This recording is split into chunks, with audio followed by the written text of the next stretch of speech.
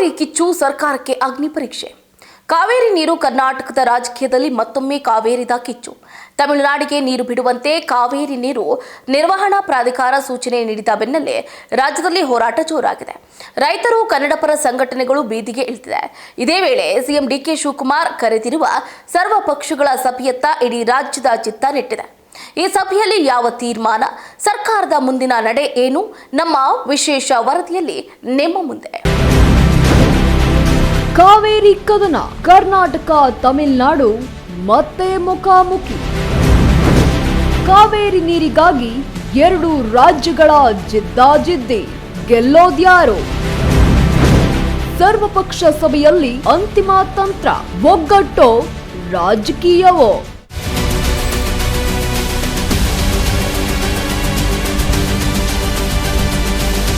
ಕಾವೇರಿ ಮತ್ತೆ ಇದೀಗ ರಾಜಕೀಯದ ಕೇಂದ್ರ ಬಿಂದುವಾಗಿದೆ.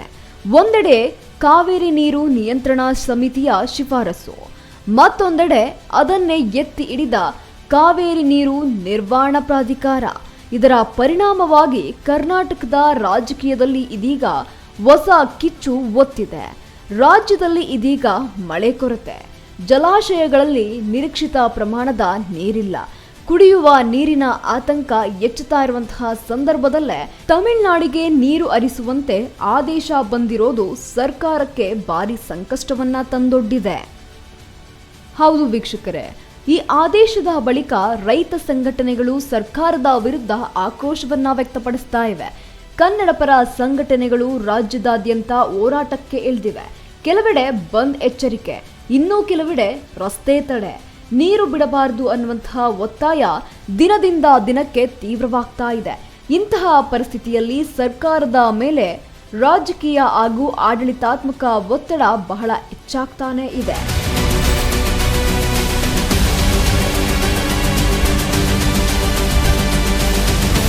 ಇನ್ನು ಈ ಹಿನ್ನೆಲೆಯಲ್ಲಿ ಮುಖ್ಯಮಂತ್ರಿ ಡಿಕೆ ಶಿವಕುಮಾರ್ ಕರೆದಿರುವಂತಹ ಸರ್ವ ಪಕ್ಷಗಳ ಸಭೆ ಈಗ ರಾಜಕೀಯವಾಗಿ ಅತ್ಯಂತ ಮಹತ್ವವನ್ನ ಪಡೆದುಕೊಂಡಿದೆ. ಸರ್ಕಾರ ಮಾತ್ರವಲ್ಲ, ವಿರೋಧ ಪಕ್ಷಗಳಾದ ಬಿಜೆಪಿ ಹಾಗೂ ಜೆಡಿಎಸ್ ಕೂಡ ಈ ಸಭೆಯಲ್ಲಿ ಭಾಗಿಯಾಗ್ತಾ ಇವೆ. ಕಾವೇರಿ ವಿಚಾರ ಬಂದಾಗ ರಾಜಕೀಯ ಬದಿಗಿಟ್ಟು ಒಂದೇ ಧ್ವನಿಯಲ್ಲಿ ನಿಲ್ಲುವಂತಹ ಸಂಪ್ರದಾಯ ಕರ್ನಾಟಕದಲ್ಲಿ ಇಂದಿಗೂ ಸಹ ಇದೆ. ಇದೇ ಕಾರಣಕ್ಕೆ ಈ ಸಭೆ ಕೇವಲ ಔಪಚಾರಿಕ ಸಭೆಯಲ್ಲ, ಮುಂದಿನ ಕಾನೂನು ಮತ್ತು ರಾಜಕೀಯ ಹೋರಾಟದ ದಿಕ್ಕು ತೋರಿಸುವಂತಹ ವೇದಿಕೆ ಆಗುವಂತಹ ಸಾಧ್ಯತೆ ಕೂಡ ಇಲ್ಲಿ ಕಂಡು ಬರ್ತಾ ಇದೆ. ಇನ್ನು ಸಿಎಂ ಡಿಕೆ ಶಿವಕುಮಾರ್ ಅವರಿಗೆ ಇದು ರಾಜಕೀಯ ಪರೀಕ್ಷೆಯೂ ಕೂಡ ಹೌದು.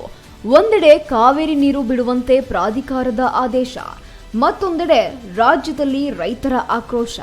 ಯಾವ ನಿರ್ಧಾರವನ್ನ ತೆಗೆದುಕೊಂಡ್ರೂ ರಾಜಕೀಯ ಪರಿಣಾಮವಾಗಿ ಎದುರಾಗುವಂತಹ ಸಾಧ್ಯತೆ ಇದೆ.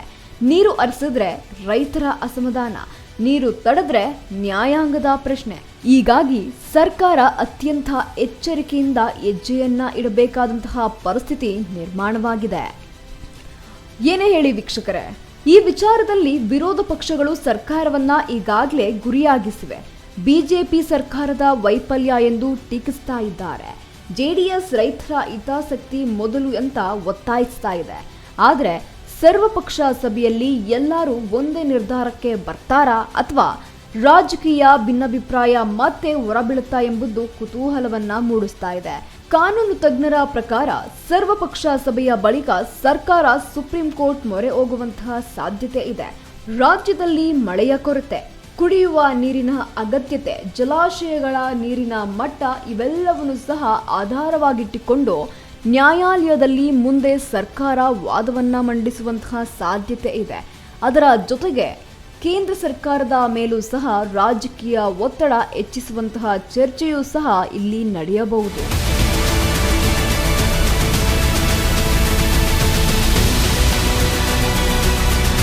ಒಟ್ಟಾರೆ ಈ ಬಾರಿ ಕಾವೇರಿ ಹೋರಾಟ ಕೇವಲ ನೀರಿನ ವಿಚಾರವಾಗಿ ಮಾತ್ರ ಉಳಿದಿಲ್ಲ. ಇದು ರೈತರ ಅಸ್ತಿತ್ವದ ಪ್ರಶ್ನೆಯಾಗಿ ರೂಪಾಂತರಗೊಂಡ್ಬಿಟ್ಟಿದೆ. ಇದೇ ಕಾರಣಕ್ಕೆ ಯಾವುದೇ ಪಕ್ಷವೂ ಸಹ ಈ ವಿಚಾರದಲ್ಲಿ ರಾಜಕೀಯ ಅಪಾಯವನ್ನ ತಂದುಕೊಳ್ಳಲು ಸಾಧ್ಯವಿಲ್ಲ. ಇನ್ನು ಸರ್ಕಾರಕ್ಕೆ ಆಡಳಿತ ಹೊಣೆ, ವಿರೋಧ ಪಕ್ಷಗಳಿಗೆ ಜನಾಭಿಪ್ರಾಯದ ಲೆಕ್ಕ, ಎರಡರ ನಡುವೆ ಕಾವೇರಿ ಮತ್ತೊಮ್ಮೆ ಕರ್ನಾಟಕ ರಾಜಕೀಯದ ಅಜೆಂಡವಾಗ್ಬಿಟ್ಟಿದೆ. ವೀಕ್ಷಕರೇ, ಮೊದಲು ಸೋಮವಾರ ನಡಿಬೇಕಾದಂತಹ ಮಹತ್ವದ ಸಭೆ ಮುಂದೂಡಿಕೆ ಆಗಿತ್ತು. ಕನ್ನಡಪರ ಸಂಘಟನೆಗಳು ಬಂದ್ಗೆ ಕರೆ ನೀಡಿದ್ದ ಹಿನ್ನೆಲೆ ಸಭೆಯನ್ನ ಮುಂದೂಡಲಾಗಿತ್ತು. ಇದೀಗ ಇಂದಿನ ಸರ್ವಪಕ್ಷ ಸಭೆಯ ಮೇಲೆ ಎಲ್ಲರ ನಿರೀಕ್ಷೆ ಹೆಚ್ಚಾಗ್ತಾ ಇದೆ. ಸಭೆಯ ಬಳಿಕ ಸರ್ಕಾರದ ಅಧಿಕೃತ ನಿಲುವು ಏನಾಗಲಿದೆ? ಕಾನೂನು ಹೋರಾಟ ಯಾವ ರೂಪವನ್ನ ಪಡೆಯಲಿದೆ? ಹೋರಾಟ ಮತ್ತಷ್ಟು ತೀವ್ರವಾಗುತ್ತಾ? ಎಲ್ಲ ಪ್ರಶ್ನೆಗಳಿಗೂ ಉತ್ತರ ಸಭೆಯ ಬಳಿಕವಷ್ಟೇ ಸಿಗಲಿರುವಂಥದ್ದು.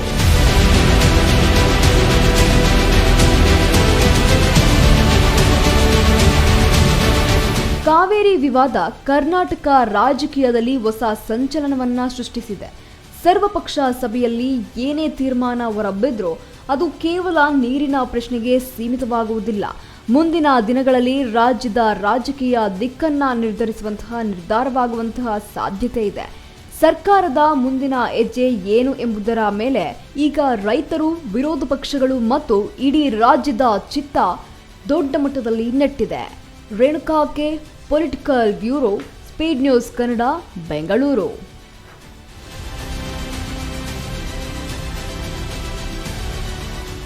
ನೋಡಿದ್ರಲ್ಲ, ಒಟ್ಟಾರೆಯಾಗಿ ಹೇಳೋದಾದ್ರೆ ಕಾವೇರಿ ನೀರಿನ ಹೋರಾಟ ಈಗ ಕಾನೂನು, ರಾಜಕೀಯ ಮತ್ತು ಜನಭಾವನೆಯ 3 ಆಯಾಮಗಳಲ್ಲಿ ಸಾಗ್ತಾ ಇದೆ. ಸರ್ವಪಕ್ಷ ಸಭೆಯ ಬಳಿಕ ಸರ್ಕಾರ ಯಾವ ನಿರ್ಧಾರವನ್ನ ಪ್ರಕಟಿಸುತ್ತದೆ ಅನ್ನೋದನ್ನ ಮುಂದಿನ ಬೆಳವಣಿಗೆಗಳಿಗೆ ದಿಕ್ಸೂಚಿಯಾಗಲಿದೆ.